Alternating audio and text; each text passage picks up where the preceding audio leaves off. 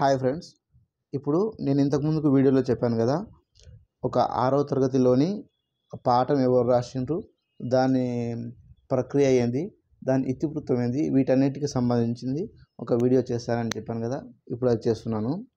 6వ తరగతిలో ఇప్పుడు ఫస్ట్ పాఠం ఇక్కడ చూడండి. ఒక పాఠం వస్తుంది, దాని ప్రక్రియ వస్తుంది, ఇతివృత్తం వచ్చేస్తుంది. ఒక్కొక్క లైన్ చెప్పుకుంటూ వెళ్తాను. 12 పాఠాలు ఉన్నాయి, మొత్తం 12, 11 ఉండొచ్చు.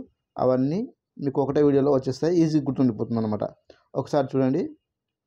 మా పాఠశాలలో దేశభక్తి శ్రమ గౌరవం మీద గేయం పాడితే శేషం లక్ష్మీనారాయణాచార్య గారు అభినందించారు.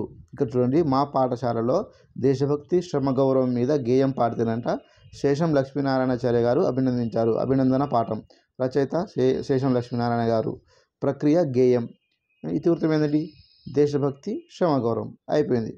నెక్స్ట్ రెండవ పాఠం స్నేహబంధం. స్నేహబంధం మూలంగా చెన్నయ్య సూరి నైతిక విలువల గురించి మర్చిపోయిన కథ అందరికీ తెలిసిందే కదా.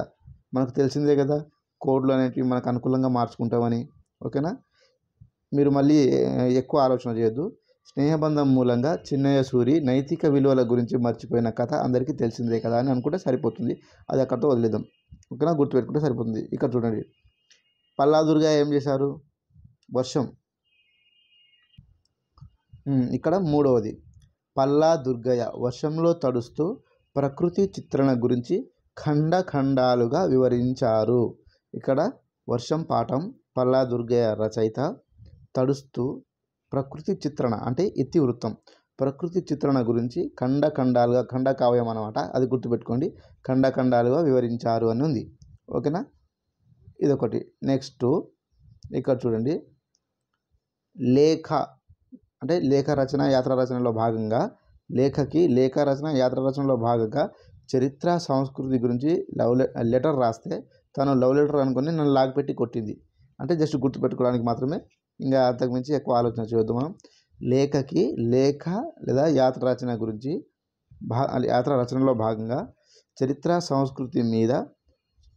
సంస్కృతి గురించి లెటర్ రాస్తే తను లవ్ లెటర్ అనుకొని నన్ను లాగిపెట్టి కొట్టింది. అయిపోయింది, ఇంకంతే.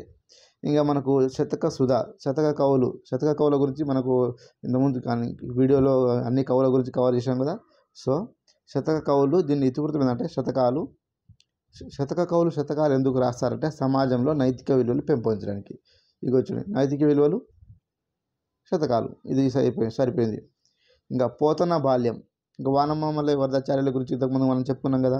ఆయన ఏం రాసిండో అని చెప్పలేదని అనుకుంటారు కదా. ఇక్కడ చూడండి, పోతన బాల్యం గురించి డాక్టర్ వానమామలై వరదాచార్యులు కావ్యకు పిల్లల ఆసక్తులకు తగ్గట్టు వివరించాడు.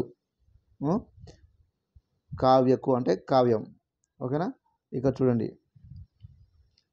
పిల్లల ఆసక్తులకు ఇతివృత్తం. ఓకేనా? ప్రక్రియ కావ్యం అంటే ప్రక్రియ. ఓకేనా? పోతన బాల్యం గురించి డాక్టర్ వానమామలై వరదాచార్యులు కావ్యకు పిల్లల ఆసక్తులకు తగ్గట్టు వివరించాడు. ఇది అయిపోయింది. నెక్స్ట్ ఇది చూడండి, గోనం బుద్ధారెడ్డి గారు ద్విపద కావ్యం రాస్తుండగా ఉడత వచ్చి నా సహకారం ఏమైనా కావాలా అని అడిగింది. ఓకేనా? గోనం బుద్ధారెడ్డి గారు ద్విపద కావ్యం రాస్తుండగా ఉడత వచ్చి నా సహకారం ఏమైనా కావాలా అని అడిగింది. అంటే ద్విపద ప్రక్రియ, సహకారం, ఇతివృత్తం. పాఠం ఉడత. ఓకేనా? ఉడత సాయం. ఓకేనా? రాసింది గోనం బుద్ధారెడ్డి గారు. ఇక్కడ కూడా కవర్ అయిపోయింది. ఇంకా నెక్స్ట్ మళ్ళీ పైకి వెళ్దాం. ఇక్కడ 8వ పాఠం మా ఊరి చెరువు పాఠం.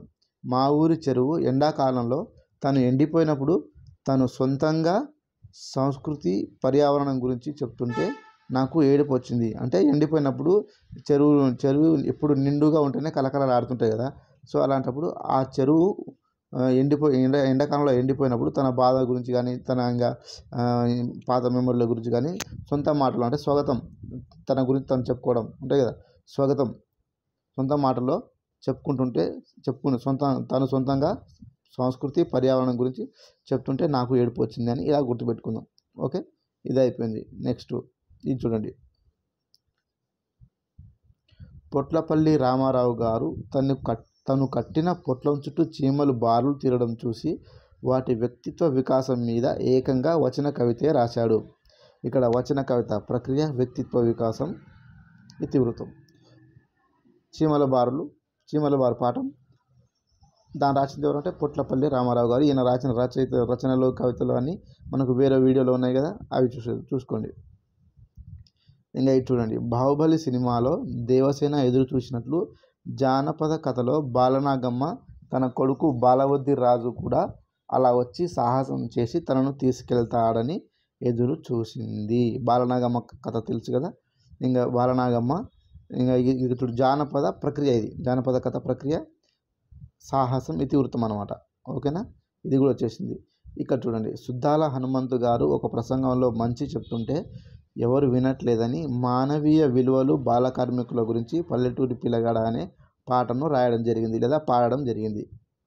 ఇగో ఇక్కడ చూడండి, మానవీయ విలువలు బాల కార్మికులు, ఇదేమో ఇతివృత్తం, పల్లెటూరి పిల్లగాడ పాఠం, పాఠ అనేది ప్రక్రియ. ఇక్కడ చూడండి, పాఠ రాసింది సుద్దాల హనుమంతు గారు. నెక్స్ట్ చివరిది, నేను మా పిల్లలకి మన ఆస్తిని ఎలా కాపాడుకుంటామో పర్యావరణాన్ని కూడా అలాగే కాపాడుకోవాలని సంభాషణ రూపంలో వివరించాను. అంటే మనం కూర్చొని మాట్లాడుకుంటాం కదా, అలా సంభాషణ రూపంలో వివరించాలన్నమాట. పర్యావరణాన్ని కూడా కాపాడుకోవాలని, ఇతివృత్తము, పర్యావరణము, సంభాషణ ప్రక్రియ, కాపాడుకుందాం పాఠం. సో ఇవి మనకు సంబంధించిన 6వ తరగతికి సంబంధించిన 12 పాఠాలు, వాటి ప్రక్రియలు, ఇతివృత్తాలు. ఓకేనా ఫ్రెండ్స్, ఇంకా మంచి వీడియోలు చేస్తుంటాను. ఓకేనా, ఇంకా ఇలాంటివి 7వ తరగతి, 8వ తరగతి, 9వ తరగతి, 10వ తరగతి కూడా చేస్తాను. ఇంకా ఇవన్నీ వీడియోలు మీకు కావాలి, నోటిఫికేషన్ రావాలంటే మన ఛానల్ను సబ్స్క్రైబ్ చేసి బెల్ బటన్ను ఆన్ చేసుకోండి. మీకు నచ్చితేనే సబ్స్క్రైబ్ చేసుకోండి, లేదంటే లేదు. నేను ఖచ్చితంగా సబ్స్క్రైబ్ చేయండి, సపోర్ట్ చేయండి ఏం చెప్పట్లేదు. మనకు ఎగ్జామ్లో గుర్తుండడం కోసమే ఇది మనకు అవసరం. ఒక్క బిట్ వచ్చినా మనకు చాలు.